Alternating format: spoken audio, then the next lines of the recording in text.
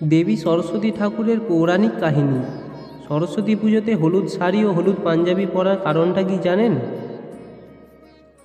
শাস্ত্রমতে শোনা যায় দেবী সরস্বতী বাসন্তী রং খুব পছন্দের, তাই বাসন্তী রঙের গাঁদা ফুল ও মালা প্রয়োজন হয় এই পুজোয়। হলুদ রঙকে সুখ, আশা, জ্ঞান, সৃজনশীলতা ও রোদের প্রতীক। হলুদকে বসন্ত ও বন্ধুত্বের রং হিসেবেও ধরা হয়। শীতকালে অন্যতম উৎসব এই পুজোয় অন্য সারা বছর অপেক্ষা করে থাকে পড়ুয়ারা। প্রতি বছর মাঘ মাসের পঞ্চমী তিথিতে বন্দনা করা হয় দেবী সরস্বতীকে। এই সময় শীতের বিদায়বেলা এবং বসন্তের আগমনে যেন নবরূপে সেজে ওঠে প্রকৃতি। সেই কারণে দিনটিকে বসন্ত পঞ্চমী নামেও ডাকা হয়ে থাকে। আর বসন্ত পঞ্চমী মানেই হলুদ শাড়ি আর হলুদ কুর্তা পাজামায় সেজে ওঠার দিন। এই দিনে ছোট থেকে প্রবীণ প্রায় সকলেই হলুদ পোশাক পরতে পছন্দ করেন। কিন্তু কেন এই হলুদ রঙের প্রতি আকর্ষণ?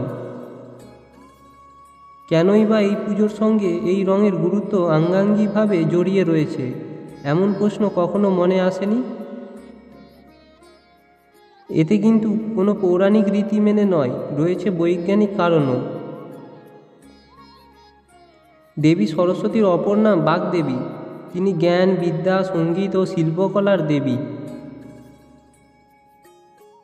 হিন্দু পৌরাণিক মতে বসন্ত পঞ্চমীর দিনে গোটা বিশ্বব্রহ্মাণ্ডের সৃষ্টি করেছিলেন ব্রহ্মা। আর এই পবিত্র দিনেই দেবী সরস্বতীর জন্ম হয় শোনা যায়। মহামুনি বেদব্যাস নাকি দীর্ঘ তপস্যা শেষে একই দিনে দেবীর আরাধনা করেছিলেন। সেই দিন থেকেই এই দিনে দেবীর বন্দনা করা হয়ে থাকে। সরস্বতী পুজোর দিন হলুদ রঙের পোশাক পরার প্রথা চালু রয়েছে বহুদিন ধরেই। বসন্ত পঞ্চমীর সঙ্গে হলুদ রং যেন আষ্টেপৃষ্ঠে জড়িয়ে।